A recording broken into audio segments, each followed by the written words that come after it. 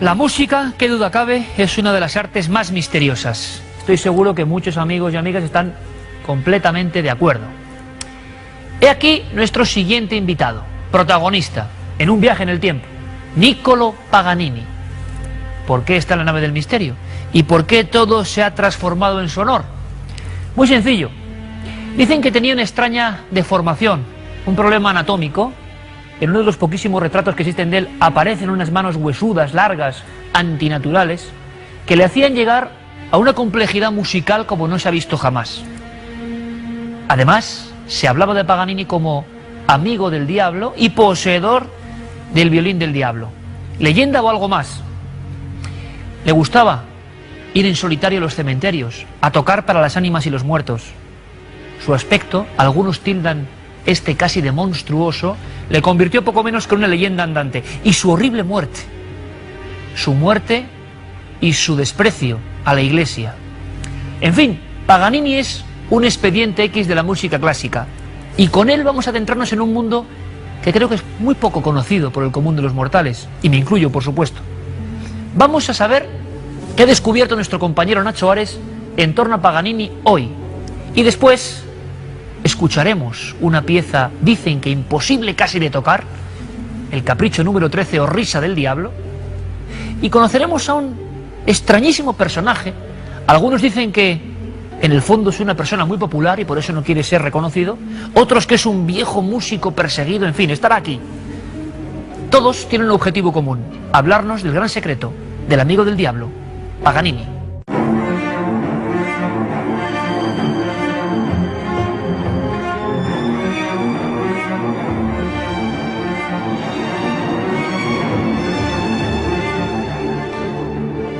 Cuando la delgada figura de Niccolò Paganini aparecía sobre el escenario, el auditorio se estremecía. El poeta alemán Goethe señaló en cierta ocasión que el italiano era capaz de poner a su público en trance. Paganini era un extraordinario violinista, capaz de cautivar con su técnica al espectador más exquisito de la época. Un genio al que acusaron de vender su alma al diablo. Unas pocas antorchas para iluminar, un público expectante y sobre el escenario una figura extremadamente delgada, con el cabello revuelto. Ese era Niccolò Paganini, uno de los mayores virtuosos de la historia del violín. La gente decía que no tocaba solo, que en ocasiones le acompañaba un extraño personaje que guiaba su brazo mientras tocaba el violín. Un personaje que la gente identificó con el demonio. Yo creo que esta leyenda, como tal leyenda, quizá viene un poco porque la Inquisición no estaba muy lejos. De hecho, en Portugal, si mal no recuerdo, la Inquisición fue abolida en 1820. En esa época todo lo que escapaba a lo, por así decir, estándar, era considerado diabólico. Paganini nació en Génova en 1782, rodeado de magia y leyendas. Su madre recibió la visita de un demonio en sueños anunciándole el nacimiento de un nuevo hijo que llegaría a ser un virtuoso del violín. Siendo muy niño, su padre le obligaba a tocar durante horas, amenazándole con privarle de la comida. Con apenas 20 años, daba conciertos con gran virtuosismo. Convertido en todo un showman, Paganini recorrió los teatros más importantes de Europa, haciendo disfrutar a un enfervorecido público que se rendía ante la presencia del Hijo del Diablo. Qué duda cabe que, digamos, esta superenergía que entra en estos cuerpos elegidos un poco por la energía divina, digamos de alguna manera, distorsiona un poco las personalidades desde el punto de vista del ego, ¿no? Entonces realmente todo esto él fue utilizado de un punto de vista incluso casi comercial. Él estaba en la cárcel, le habían condenado por el presunto asesinato de su amante por una historia de celos, y desde luego el personaje no tenía ningún desperdicio. Y estando en la cárcel, la única compañía que tenía era su violín, un violín construido por Guarnerius del Gesù en Cremona en el año 1743, y Entonces, con el paso del tiempo, las cuerdas del violín se empezaron a ir desgastando, ¿no? Y se le fue rompiendo la cuerda mi, que es la cuerda más fina del instrumento, después la cuerda la, hasta que se quedó solamente con la cuerda sol, que es la más gruesa y la más grave del violín, ¿no? Esta cuerda sol. Y en esas circunstancias compuso una obra que se llama Las variaciones sobre un tema de Rossini, a quien él admiraba mucho, conocidas como el Moisés. Y es una obra que se interpreta únicamente en la cuerda sol y es realmente una de las obras más célebres y más difíciles de Paganini, ¿no?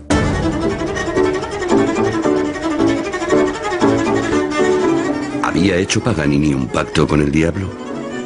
¿Cuál era entonces la explicación de tan increíble virtuosismo? Tenía por costumbre tocar en los cementerios para los muertos. Hasta allí iban a disfrutar de su música los que no tenían dinero para pagar una entrada. Su fama de excéntrico y sus costumbres aparentemente heréticas se mezclaban con un virtuosismo y una técnica nunca vista antes. Su vida estaba llena de excesos y era un gran jugador. Hasta una vez, en una ocasión de su vida, llegó a apostar y perder su violín en una partida de cartas. Cuando Paganini interpretaba la obra Le Streghe, Las Brujas, decían que el mismísimo demonio le acompañaba en el escenario. Paganini nunca negó estos comentarios, haciendo creer la leyenda hasta límites insospechados. Por otra parte, su personalidad no acompañaba a mejorar su imagen. Las personas que le conocieron aseguraban que era un hombre de carácter bastante huraño, teniendo fama de avaro y mísero. Se pretende explicar su genio inexplicable con hechos más inexplicables todavía. Esta es una frase del pianista húngaro Franz Liszt, amigo de Paganini, que viene a demostrar otra corriente de pensamiento de la época, que el violinista genovés era un genio de la interpretación. Paganini sufría una extraña enfermedad, el síndrome de Marfan. Las personas que la padecen tienen dedos y extremidades extraordinariamente largos. Las manos del violinista medían casi 45 centímetros, lo que le permitía manejar el violín con increíble destreza. La Iglesia lo consideraba un renegado. A punto de fallecer, Paganini se negó a recibir la extrema unción. Cuando falleció, el 27 de mayo de 1840, el obispo de Niza se negó a que fuera enterrado en lugar sagrado por haber mantenido tratos con el diablo. Durante meses, el cadáver embalsamado del músico se conservó en el sótano de la casa de su hijo. Su aportación es eso, es una nueva dimensión, una nueva posibilidad, o un montón de nuevas posibilidades técnicas para el instrumento. Simplemente una personalidad genial y una aportación genial. Paganini es irrepetible, es único, como todos los genios, no volverá a haber nadie como él. Esta energía divina, energía blanca, llamémosle como que queramos, cuando ha entrado en los cuerpos humanos, propiamente dicho, ha creado realmente convulsiones. Es una energía que sobrepasa, digamos, la capacidad humana y realmente llega a descontrolar. Ese para mí es el misterio.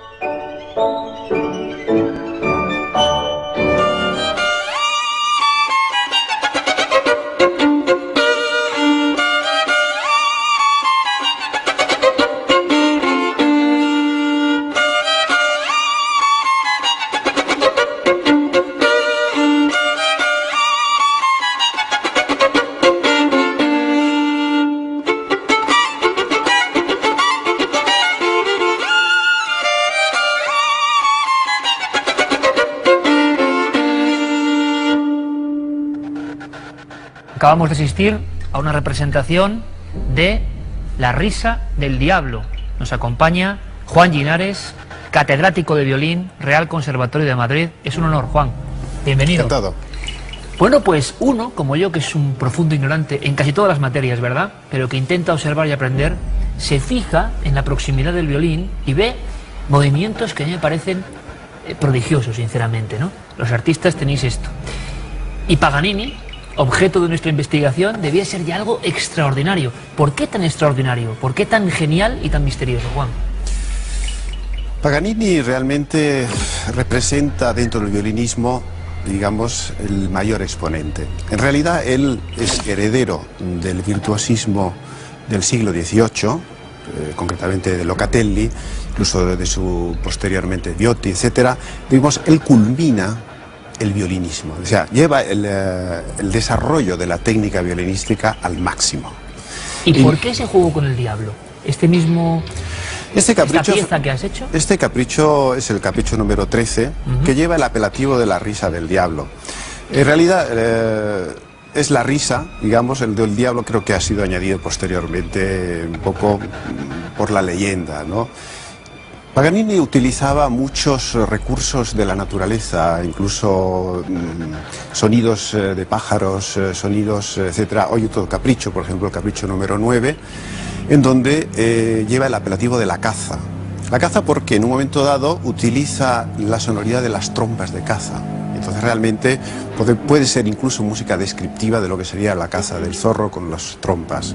O sea, él realmente era un innovador en todo esto. Y realmente, pues, digamos, después de él está todo dicho en el violín prácticamente. Qué curioso, hace tanto tiempo y todavía estremece, sobre todo a los que saben de esta arte de la música, escuchar algunas piezas compuestas por Paganini. Gracias a un personaje que no deja de ser también misterioso y que está aquí con nosotros y que luego les contaré por qué tiene que estar entre sombras, yo he conocido, por ejemplo, pequeñas historias. Se habla de una pieza casi imposible que muestra un virtuosismo rayano con lo sobrenatural, Capricho 24, eso me han contado. Cuando cogías el violín, yo me estaba fijando y creo que hay posibilidades, incluso anatómicas, se habló mucho de Paganini, de capacidad de extensión de los dedos y de conformar una serie de posiciones que son imposibles para el común de los mortales. Ha habido casos que parecen realmente misterios auténticos, ¿no? Así es, así es. Se ha hablado mucho de estos dotes especiales de Paganini. Parece ser, se ha hablado incluso del síndrome llamado de Morfán, en donde se aparece lo que se llama la aragnodactilia, ¿no? Entonces, unos dedos exageradamente, pero vaya, no es el caso. Parece ser que él tenía el síndrome llamado Ehlers-Danlos, que es una hiperlaxitud.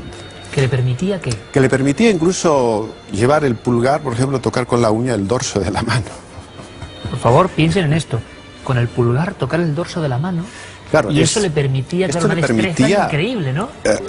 Abarcar básicamente todo el violín, prácticamente estiraba, porque por otro lado él se pensaba que era de unas desproporciones enormes y no es así. Él era un hombre de una dimensión normal. Su médico Bennati lo afirma. Incluso tenemos un yeso de la mano de Paganini que se conserva en el Museo del Conservatorio de París, donde aparece una mano absolutamente normal. Juan, pues yo te invito a que, al no mucho tardar, podamos hablar aquí de otros compositores, de otros misterios que acompañan a la música clásica y que disfrutemos un poco y aprendamos cosas, que es lo importante. Encantado, Iker. Muchísimas gracias, Juan, de verdad. A ti. Y ahora acompáñenme, por favor, a este salón, como de otro tiempo, ¿verdad? Resuenan todavía los ecos de la música, quién sabe si divina o diabólica, de Paganini. Lo ha retratado perfectamente Nacho Ares, el personaje, el físico, cuidado, el enorme éxito con las mujeres por su innegable magnetismo y genialidad, qué mayor misterio que el de la genialidad en algunos seres humanos. Pero déjenme que conecte con otro misterio, que a mí me llama la atención. Hace algún tiempo, y por mediación de mi buen amigo David Trías, de Plaza y Janés, descubrí un libro que me llamó la atención por la portada. Somos así, ¿no? Vamos por los lugares y de repente una especie de arquetipo nos llama. Y evidentemente casi parece medieval, demonio, tocando el violín, pues reclamó mi presencia. Y descubrí la obra de un hombre, Joseph Jelinek, que está aquí con nosotros y que él mismo es un misterio. Yo he llegado a pensar, Joseph, buenas noches. Buenas noches. Perseguido, ¿por qué te ocultas? ¿Qué es lo que ocurre? Enhorabuena por tu éxito. Muchas gracias. Pero hay algo aquí que no acabo de comprender, ¿no? ¿Es tan peligroso el tema de investigar a Paganini? No estoy en el mismo caso que Roberto Saviano, que sabes que se tiene que esconder por